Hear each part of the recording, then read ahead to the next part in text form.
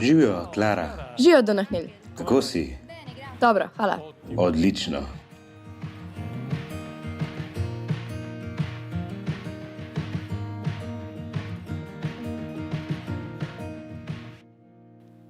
Draga Domboskova salezijanska družina, v luči naše pedagogike in duhovnosti želimo letos ponovno odkriti laiško razsežnost naše karizme. Vezilo želim posvetiti vsem vam, fantje in dekleta, kajti vi ste dober kvas, zaradi katerega kruh človeške družine, kruh Božjega kraljestva raste in postaja okusnejši. In Jezus je spet dejal, s čim lahko primerjam Božje kraljestvo? Podobno je kvasu, ki ga je vzela žena in ga umesila v 3 merice moke, dokler se ni vse prekvasilo. Kvas deluje v tišini. Kvašenje se dogaja v tišini, tako kot delo Božjega kraljestva v svojem notranjem delovanju.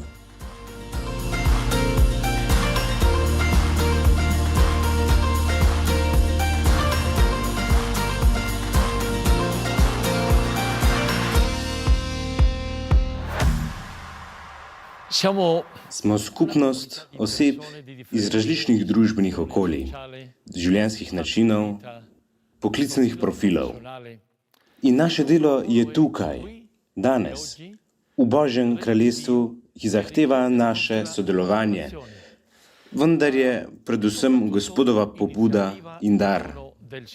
Naše šibko delo, ki se zdi majhno spričo vsestranskih svetovnih problemov, postane močno in se ne boji težav, če ga vključimo v Božje delo. Lahko rečemo, da je Božje kraljestvo tako majhna, na videz nepomembna stvarnost, v katerega lahko vstopimo le, če smo ubogi v srcu. In ne zaupajte v lastne sposobnosti, temveč v moč Božje ljubezni. Ne delajte se pomembne v očeh sveta, ampak dragocene v očeh Boga, ki ima rajši, preproste in ponižne. Stvarnost. Božje kraljestvo, ki kali v svetu med lučmi in sencami. Realnost, ki je resnična, presejana, iskana, zavržena. Všeč nam je in hkrati nas straši.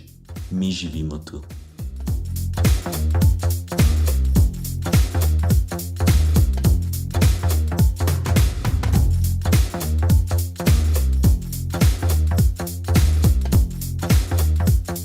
Na to nas opozarja papež Frančišek, ko pravi: vsaka generacija mora osvojiti prizadevanja in dosežke prejšnjih generacij ter jih dvigniti k še višjim ciljem.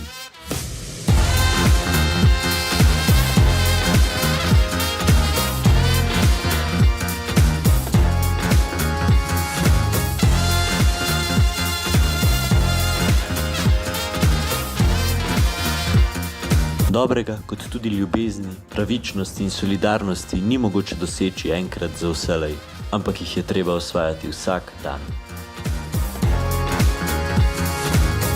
Ne pozabimo. Mi živimo tu.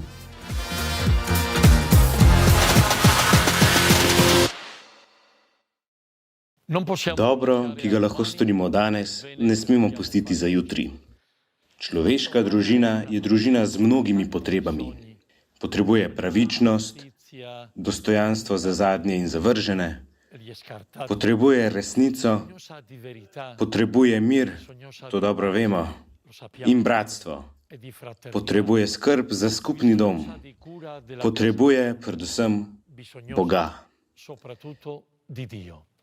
Kot Domboskova družina smo poklicani, da smo kvas v tej človeški družini. Človeštvo.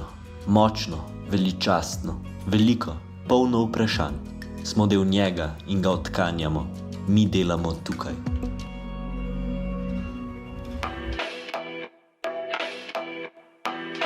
Ime mi je Erik Ponce. Rojen sem v Ciudad Juarezu in prihajam z območja z največ konfliktov in nasilja. Mati je nezakonito prečkala mejo ZDA. Oče je prodajal sneg, pa ne govorimo o sladoledu.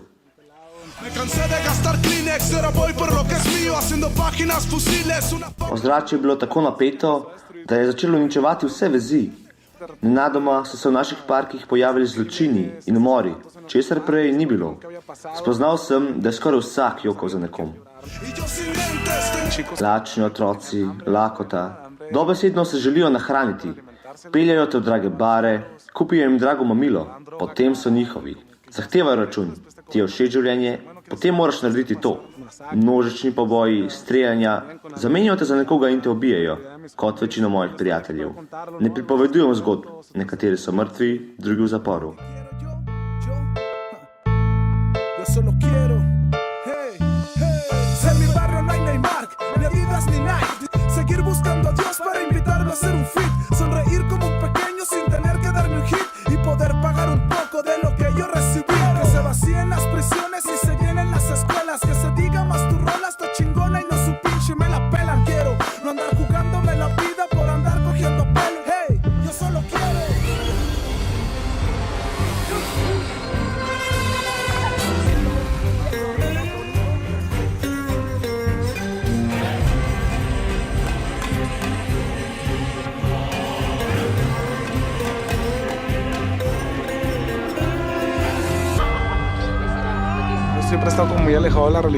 Vedno sem se držal stran od vere. Nato sem spoznal Juana Carlosa Quirarteja, ki predstavlja krščanstvo na človeški in otipljivi ravni. Všeč mi je njegova filozofija. Dobro sem se ujela. Odkril sem moč te duhovnosti. Sposobnost, ki jo ima, ko piše reči, ko vključuje izključene, ko uporabi Boga za spremembo teh fantov, je zame simbol, zaradi katerega spoštuješ cerkev.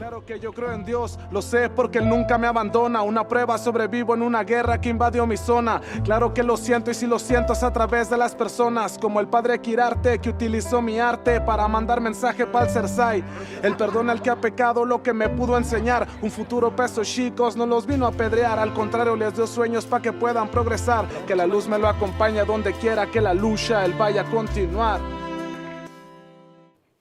Končni cilj Don Boscovega poslanstva je, ob odrešenju svojih fantov, tudi preoblikovanje družbe. Kako naj to dosežemo brez laikov? Cerkev potrebuje laike in laiško vizijo, ki govorijo jezik človeštva, ki živijo človeštvo.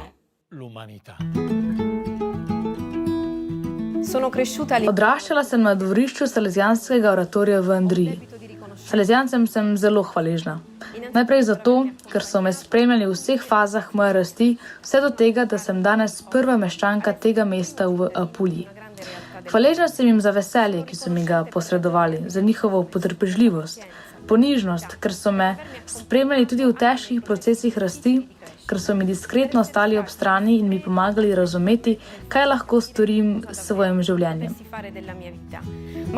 Ta izkušnja ni bila omejena le na dvorišče Salesijanskega oratorija. Tam smo se naučili, da moramo biti sovzemlje. Tam sem spoznala, kaj pomeni biti kvas za druge. Tam sem dozorela za odločitev, da se preizkusim v težkem udejstvovanju demokracije in volitev. Danes s tem tribarvnim trakom čutim težo velike odgovornosti in skušam spremljati svoje ljudi na poti preporoda, na poti povezanosti in skrbi zanje. Za geslo svojega mandata sem se izbrala ljudje v središču, skrb za ljudi, začenši z najmlajšimi. Don Bosco je bil zelo daljnoviden.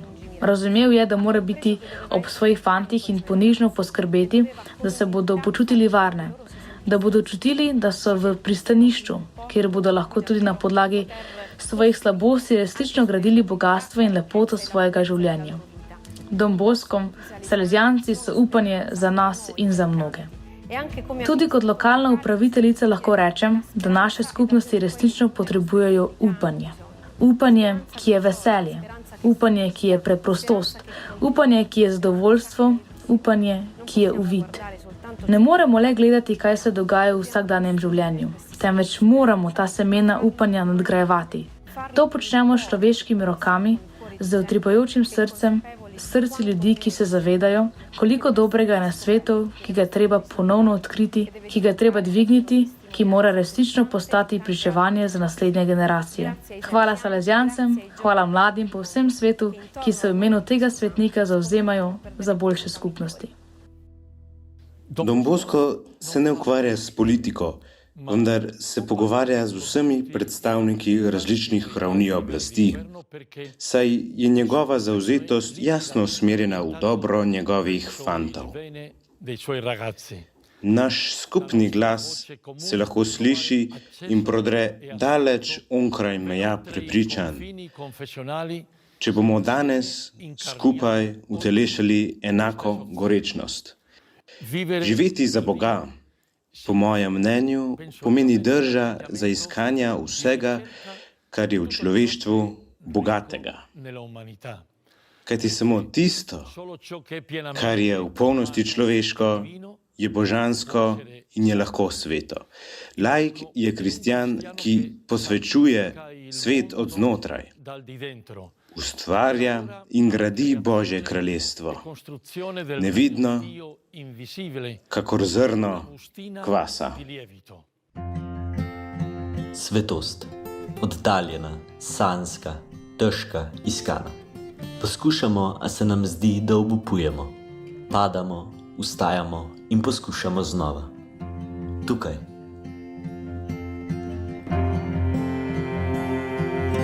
Bil je 24. junij 1855 in v oratoriju je potekalo dvojno praznovanje. Slovesnost je bila milo rečeno velika. Ves Turin je častil in praznoval mestnega zavetnika, hkrati pa je gotoval Janez Bosco. Na predvečer je dejal svojim fantom: jutri mi želite prirediti zabavo, za kar se vam zahvaljujem. Sam vam želim podariti darilo, ki si ga najbolj želite. Zato naj vsak od vas vzame listek in nanj napiše dar, ki si ga želi. Nisem bogat, a če me ne boste prosili za kraljevo palačo, bom storil vse, kar je v moji moči, da vam ugodim. Ko je bral listke, je Don Bosco našel resne, pa tudi čudne prošnje. Nekdo ga je prosil za 100 kg turškega medu za vse leto, drugi za kužka namesto tistega, ki sem ga pustil doma. Janez Roda, prijatelj Dominika Savija, ga je prosil za trobento, kakršno imajo bersaljeri, ker se želim pridružiti glasbeni skupini. Na listku Dominika Savija pa je bilo le 5 besed. Pomagajte mi, da postanem svetnik. Časi so se spremenili, kdo bi danes sploh rekel kaj takega, tudi nekaj se ni spremenilo. Za svetost moraš imeti pogum. Imamo recept za svetost. Dal nam ga je Don Bosco, se spomniš? Veselje, izpolnjevanje dolžnosti in delati dobro drugim. To je ves program o tem, kako biti kvas na majhnem prostoru, kamor nas je posadil Bog. Zato si lahko in si moramo vsi prizadevati za svetost. Brez vas ne gremo nikamor.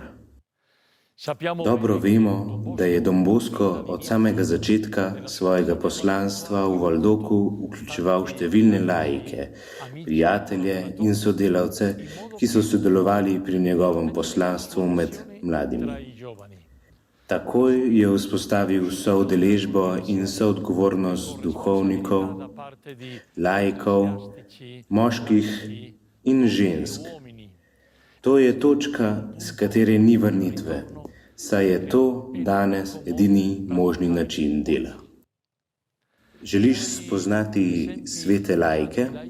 Smo v senci velikega drevesa z lepimi sadovi od Don Bosca do današnjih dni. Pomislimo na Zatija, Sefirina Namoncuraja in Lauro Vicunjo, na Alberta Maurelija, Dominika Savija, Aleksandrino da Costa, Attila Giordania, mlade mučence iz Poznama, mladega Baširja iz Pakistana ali indijanca Boj Bororo Simoa ter dobrotnico Dorotejo Čopitejo. Tudi mama Marjeta je čudovita podoba svetosti. Seveda, svetost za sosednjimi vrati, svetost matere, ki je oblikovala srce svojega ljubljenega sina Janeza in ga spremljala pri rojstvu naše karizme, ne da bi se tega zavedala, na preprost način z darovanjem življenja, ki ga je imela in ga je pustila za seboj. Ne pozabimo na Artemija Dzatija v letu njegove kanonizacije. Svojo svetost je živel v laiški razsežnosti z uresničevanjem dobrodelnosti v majhni krajevni bolnišnici. Svojemu ljudstvu je zgled in vzor posvečevanja vsakdanjega dela, saj je bil Bog vir, spodbuda v veri in cilj njegovega življenja. Seveda, drug za drugim nam kažejo, kako naj nadaljujemo z delom za Božje kraljestvo in kako naj damo rast tem 3 mericam moke. Zaključujem v tem prepričanju.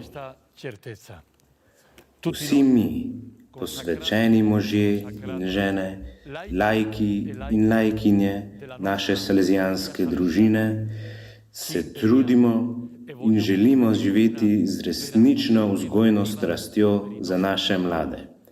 Prepričani smo namreč, da je kvas prav gotovo evangelij Kristusa, Gospoda.